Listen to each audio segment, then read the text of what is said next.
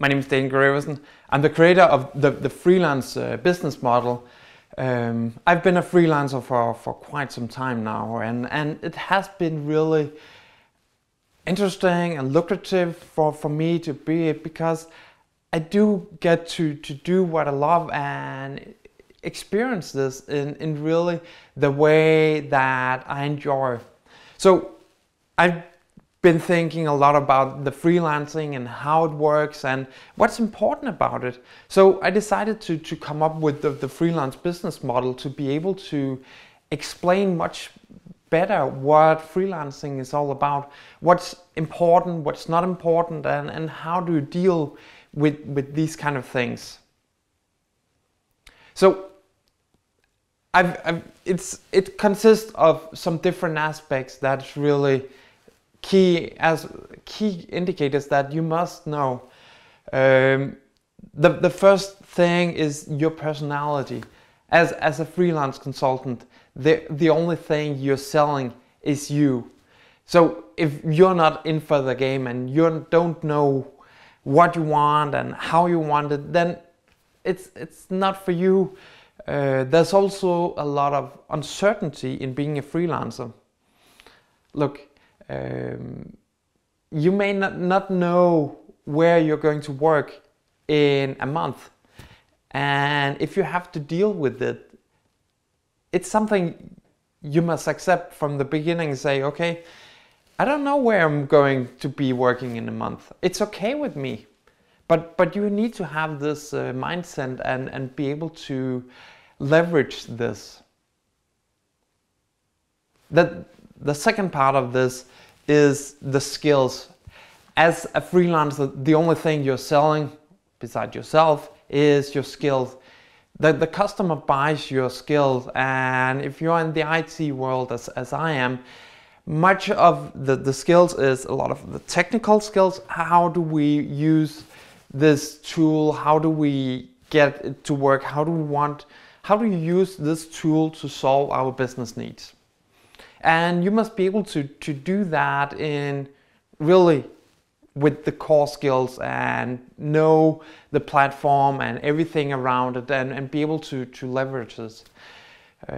I think you have to be in the top 1/3 of developers or consultants in your field if you want to really excel as a freelance, because no one really wants mediocre people, and they want the people that are skilled and can help them get ahead in what they are experiencing.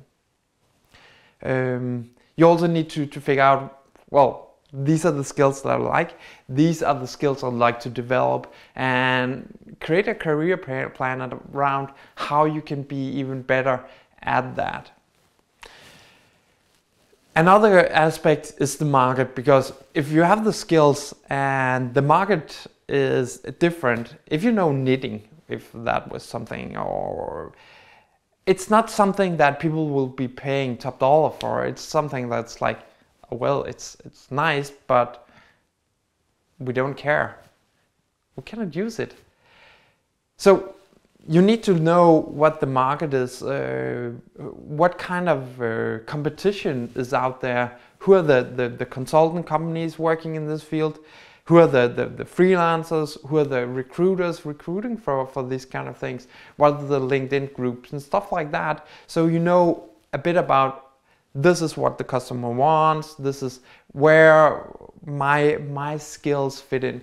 So that's why there's a sweet spot here with the market, your skills and your personality, because you have a lot of skills that is not in the market, and some of your personality is also not useful in all aspects of your dealing as a freelance consultant.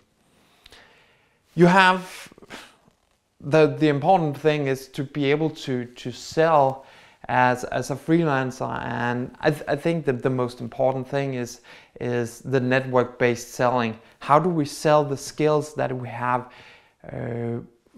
with our network? Because the better we are at using our network, and adding value to it, the better. It could be just going around the different customers in your field and say, okay, are there anything that I can help you with just for free? I just need to get some work done, or talk with some of the other freelancers in your field, because chances are that they're getting projects and they cannot solve them, and then those may be really useful for you to grab a hold on and communicate with and learn how do they sell their skills, and if they cannot solve a project they have been asked for, they may recommend you, and that's the good thing about it. So it's really a lot about networking. Then at some point you'd hopefully get a contract that you need to negotiate with, and be able to leverage and say, okay, this is what I can do, and this is how everything works, and we'll be working together for the next period of time. Then the important thing is you'll be working and delivering value to the customer.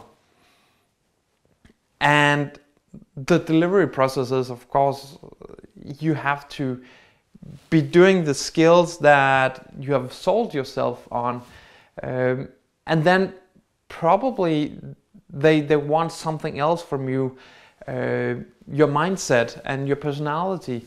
Because, well, we buy the technical skills, but the mindset and the personality behind it is really much more important for us. So you need to be sure that when you're delivering top quality consulting technical skills, but also a lot of the more soft skills, being likable, if that's what the job requires. Sometimes it may not be that you have to be likable, just mean you have to be the one that's taking the tough decisions and saying, well, this is bad and this is what we have to do. Hopefully this is not what you'll be doing always. So it's really key to do this. Otherwise you won't get paid. This is where you're getting paid, so that's why this is so important. It probably needs to be bigger, but again, if you're just doing this, you cannot work in these areas and be sure you're optimizing them. When you're delivering, you require some more skills.